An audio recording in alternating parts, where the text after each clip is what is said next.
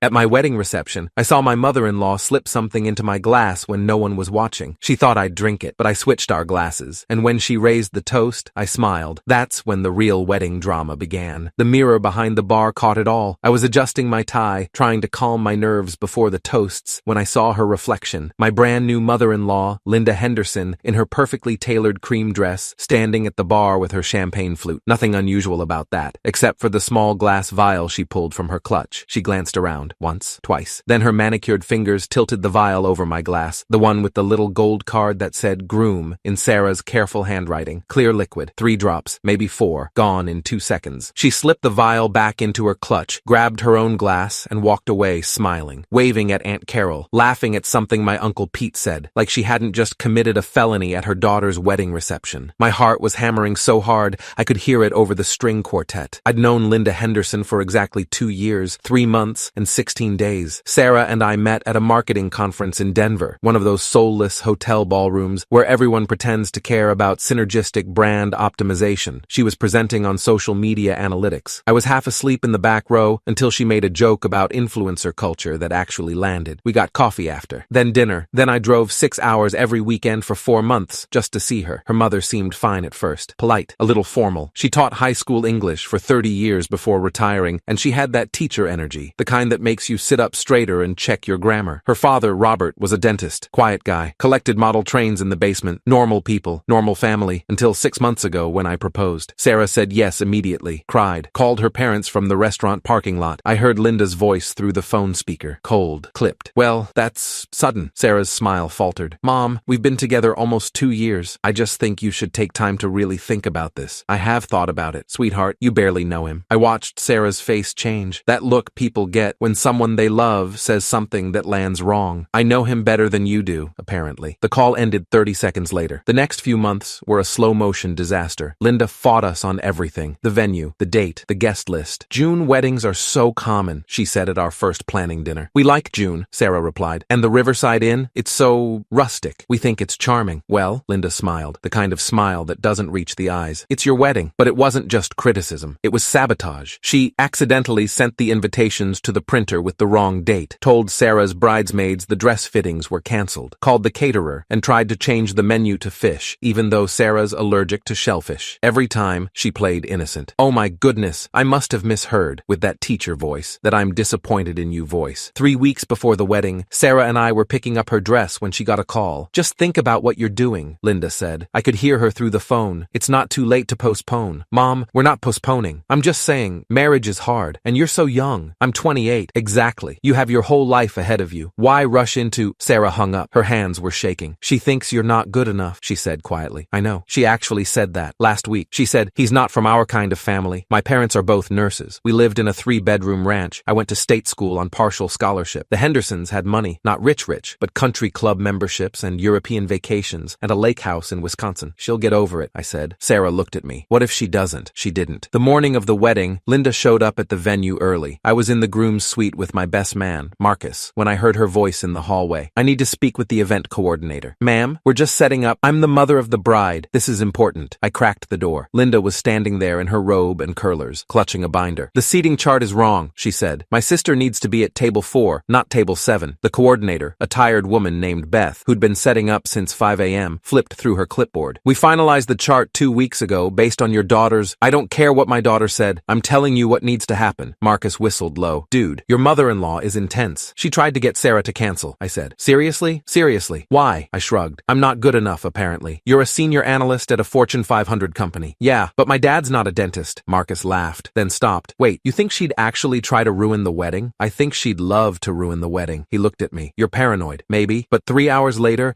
I was standing at the bar watching Linda Henderson poison my champagne. I didn't move for maybe 10 seconds, just stood there, heart racing, trying to process what I'd seen. She drugged me. My mother-in-law, a high school English teacher for God's sake, just drugged my drink at my own wedding. The bartender was refilling someone's wine. The reception hall was chaos. 200 people, string quartet, flower arrangements that cost more than my first car. Nobody was watching the bar except me. I walked over slowly, casual, like I was just grabbing my drink. Linda's glass sat 2 feet from mine. Same champagne, same gold-rimmed flutes, but hers had her name card. Linda Henderson, mother of the bride. I looked around. Nobody watching. I switched them. Her glass where mine had been. Mine where hers had been. Then I picked up what was now my glass, her clean one, and walked back to the head table. Sarah was laughing with her bridesmaids. She looked so happy, beautiful. Her dress was this vintage lace thing that made her look like she'd stepped out of a 1920s photograph. She had no idea her mother had just tried to drug me. I sat down, forced myself to breathe normally. Marcus leaned over. You good? Great. You look like you're about to throw up. Wedding nerves, he laughed. It's your reception. The hard part's over. I watched Linda glide back to the head table. She was smiling, chatting with my mother about the flower arrangements, playing the perfect mother-in-law. She sat down right in front of my glass, the poisoned one. The toasts started 5 minutes later. Marcus went first. Funny speech about how we met in college, how I once tried to cook dinner for a date and set off the fire alarm. Everyone laughed. Sarah squeezed my hand. Then Linda stood up. She grabbed her glass, my glass, and smiled at the crowd. I want to welcome my new son-in-law into our family, she said warmly. Her voice had that practiced teacher cadence, clear, authoritative. We are so blessed to have him. I felt Sarah relax beside me, but I was watching Linda's hand, watching her fingers wrapped around the stem of that glass. Marriage is a partnership, Linda continued. It takes work, commitment, trust. She looked right at me on that last word. To the happy couple, she raised the glass. Everyone raised theirs. I raised mine, her clean glass, and watched her. She took a long drink. I pretended to sip. Then she sat down, still smiling, and set the glass on the table. Nothing happened at first. 2 minutes passed, then 3. Linda was talking to my father about his golf game, laughing at something he said. Her face looked normal, fine. Then I saw it, a flicker, just for a second. Her eyes lost focus. She blinked, touched her forehead. You okay, Mom? Sarah asked. Fine, sweetheart. Linda smiled, just emotional, but her hand was trembling. Another minute passed. She tried to pick up her water glass, missed, knocked it over. Mom, I'm fine. Linda stood up, her legs buckled. Robert caught her. Linda, what's wrong?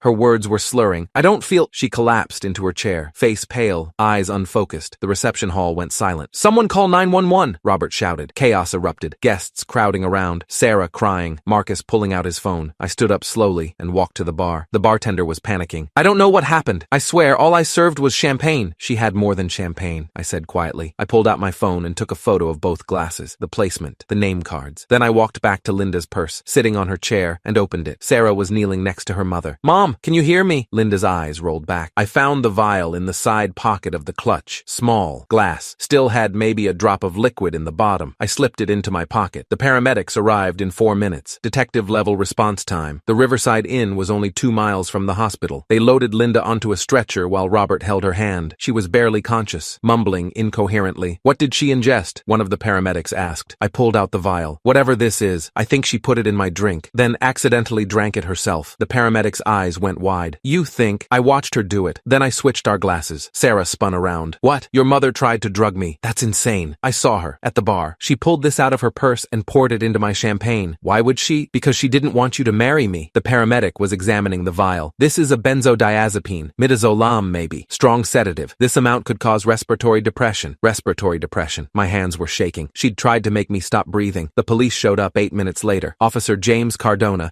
badge number 447, took my statement while Robert rode with Linda in the ambulance. Walk me through exactly what you saw, he said. I told him. The mirror, the vial, the switch. And you still have the vial? I handed it over in a napkin. I didn't touch it directly. Thought you might want prints. He looked at me. Really looked. You work in forensics? Corporate analytics. But I watch a lot of procedural dramas. He almost smiled. Then put the vial in an evidence bag. Did anyone else witness this? The bartender can confirm I switched the glasses, and there might be security footage. The venue has cameras at the bar. We'll check. He flipped his notebook closed. I need you to come to the station tomorrow for a formal statement. Am I under arrest? No. But if your mother-in-law dies, this becomes a homicide investigation. My stomach dropped. Sarah grabbed my arm. She's not going to die. Ma'am, we don't know what she ingested yet. The hospital will run a tox screen. He looked at me. Don't leave town. Then he was gone. The reception was over. 200 guests filed out in stunned silence. The string quartet packed up. The caterers cleared untouched cake. Sarah and I sat alone at the head table. She tried to kill you, Sarah said. Sedate me, maybe. I don't think she wanted me dead. What was the plan? You pass out at our wedding? In front of everyone? Maybe she thought I'd just seem drunk. Embarrass myself. Embarrass you. Give you a reason to leave. Sarah's hands were shaking. I can't believe. She stopped. Actually, I can. She told me last week that marrying you was the biggest mistake of my life. You didn't mention that, because I thought she'd get over it. Tears were streaming down her face. I thought after the wedding, she'd see how happy we are and just accept it. She tried to drug me instead. I know. We sat there in silence. Marcus came over. Cops are checking the security footage now. Beth, the coordinator, said there's a camera aimed right at the bar. Good. Also, the hospital called. Linda's stable. They pumped her stomach. She's going to be okay. I felt a wave of relief I didn't expect. I didn't want her dead. I just wanted her away away from us. We went to the hospital anyway. Robert was in the waiting room. He looked like he'd aged 10 years in the last hour. She's awake, he said, asking for Sarah. We followed him to Linda's room. She was propped up in bed, pale and shaky, with an IV in her arm. When she saw me, her face hardened. What is he doing here? Mom, he saved your life, Sarah said. Saved my... Linda laughed. It sounded bitter. He poisoned me. You poisoned yourself, I said calmly. You put something in my drink. I switched our glasses. That's absurd. We have security footage. Her face went white. The police are reviewing it right now, I continued. You're on camera, at the bar, with the vial. Robert stepped forward. Linda, tell me this isn't true. She didn't answer. Linda, I was trying to help Sarah, she said finally. Her voice was quiet, teacher voice, disappointed. She was making a mistake. By drugging him, I wasn't going to hurt him, just make him sick, embarrass him, show Sarah who he really was, who I really am. I felt anger rising. You don't even know me. I know your type, my type. Social climbers, users. You saw Sarah's family, our money, and I make $85,000 a year, I said. I paid for half this wedding myself. I don't need your money. Then why? Because I love your daughter, Linda laughed. Love? You're 26, 28. You have no idea what marriage takes. What happens when the romance fades and you're left with work. So you tried to poison me. I tried to save my daughter from a mistake. Sarah was crying. You don't get to decide that. I decide who I marry. I decided him. Sweetheart, don't. Sarah's voice cracked. Don't call me that. Not after this. Officer Cardona appeared in the doorway. Mrs. Henderson? Linda looked at him. You're under arrest for attempted assault with a controlled substance. The security footage was clear as day. I watched it at the police station the next morning. My wedding day +1. Marcus came with me for moral support. There was Linda at the bar, 2:47 p.m. Timestamp in the corner. She looked around twice. Then she pulled the vial from her clutch. 3 drops into my glass. The bartender wasn't looking. Neither was anyone else. She slipped the vial back, grabbed her glass, and walked away. 2 minutes later, I appeared in frame, switched the glasses, walked away. Open and shut, Officer Cardona said. DA's filing charges this afternoon. What's the charge? Attempted assault with intent to cause bodily harm. Possession of a controlled substance with intent to distribute. Could be 5 to 7 years. 5 to 7 years. My mother-in-law was going to prison. The news hit social media within hours. Mother-in-law arrested for poisoning groom at wedding reception. My phone exploded. Texts, calls, emails from reporters. Sarah and I ignored all of it. We went on our honeymoon anyway. 2 weeks in Scotland we'd planned for months. It felt surreal. Hiking through the Highlands, touring castles, trying to pretend the last 48 hours hadn't happened. Do you think she'll actually go to prison? Sarah asked one night. We were in a pub in Edinburgh. Rain drumming on the windows. Whiskey warming my chest. I don't know. Part of me hopes she doesn't. Yeah, she's my mom. Sarah's voice broke. Even after everything, she's still my mom. I took her hand. I know. But another part of me... She stopped. Another part of me hopes they lock her up forever. Linda took a plea deal 3 months later. Her lawyer argued diminished capacity, claimed she'd been on antidepressants that affected her judgment. The DA wasn't buying it. The judge sentenced her to 2 years in county jail, eligible for parole after 18 months. Sarah didn't attend the sentencing. Neither did Robert. He filed for divorce 2 weeks after the arrest. 32 years of marriage. Gone. I went, though. Sat in the back of the courtroom with Marcus. Linda looked smaller somehow. Older. Her hair was gray. She'd stopped dyeing it. No makeup. County jumpsuit instead of designer dresses. When the judge asked if she had anything to say, she stood up. I just wanted what was best for my daughter. The judge, a woman in her 60s with steel gray hair, leaned forward. Mrs. Henderson, I've been on this bench for 23 years. I've seen a lot of parents claim they were protecting their children while actually destroying them. She paused. What you did wasn't protection. It was control, and it was criminal. I know, do you? Because your daughter is here today. She submitted a victim impact statement. Would you like to know what it says? Linda didn't answer. The judge read it anyway. My mother taught me about grammar and literature and how to write thank you notes. She taught me to work hard and value education. But she also taught me that love is conditional, that her approval matters more than my happiness, that I'm not capable of making my own choices. I'm not here today because I don't know what's too painful. I'm not here because I'm building a life with someone who actually trusts me to know my own mind. I hope she gets help, but I don't forgive her. The courtroom was silent. Linda was crying. The judge sentenced her to 24 months. As they led her away in handcuffs, she looked back once, not at me, at the empty seat where Sarah should have been. Sarah and I got the video from the courthouse. We watched it once, together, in our apartment, the one we'd just moved into, 20 minutes from her old neighborhood, 400 miles from her mother. When it ended, Sarah closed her laptop. Do you regret it? She asked, switching the glasses. No. Even knowing she'd go to prison? She made that choice, not me. But if you'd just, I don't know, knocked the glass over, confronted her, she still drugged me. The crime still happened. Sarah was quiet for a long time. I miss her, she said finally. I know. Is that crazy? She tried to hurt you and I still miss her. She's your mom. That's not crazy. I don't think I'll ever forgive her. You don't have to. She leaned against me. Thank you. For what? For not making me choose. I'd never make you choose. She did. Every day. And you never have. We sat there in the dark. Outside, cars passed. Sirens sirens in the distance. Normal city sounds. Inside, we were building something new, something that didn't require poison to survive. 18 months later, Linda was released on parole. Sarah got a letter, her mother's handwriting, 3 pages. She read it once, then put it in a drawer. What did it say? I asked. That she's sorry, that she's in therapy, that she wants to meet for coffee. Are you going to? I don't know. Sarah looked at me. Would you be okay if I did? It's not about what I'm okay with. Yes, it is. No, I said. It's about what you need. If you want to see her, see her. If you don't, don't. Just like that? Just like that. She smiled. Small, sad. She was right about one thing, Sarah said. What's that? Marriage is work. Yeah? But it's the good kind of work. The kind that builds something instead of tearing it down. I kissed her forehead. For what it's worth, I'd marry you again. Even knowing what happens at the reception? Especially knowing. Best wedding toast I ever saw. She laughed. Actually laughed. You're terrible. You married me anyway. I did. She picked up the letter, held it for a moment, then put it back in the drawer. I'm not ready yet. Maybe someday, but not yet. Okay. Is that really okay? Sarah, you get to decide. That's the whole point. She kissed me, long and soft. Outside, the sun was setting, gold light through the windows. We'd survived the worst thing either of us could imagine, and we were still here, still building, still choosing each other. The letter stayed in the drawer for another year. By the time Sarah was ready to read it again, we had a daughter, and Linda had a choice to make too. Be the grandmother we needed, or stay gone. But that's a different story. This one ends at the wedding, with switched glasses, with justice served, with Sarah squeezing my hand in the courtroom and whispering she really should have checked which glass was which, and me smiling, because sometimes the best revenge isn't elaborate. Sometimes it's just letting someone drink their own poison.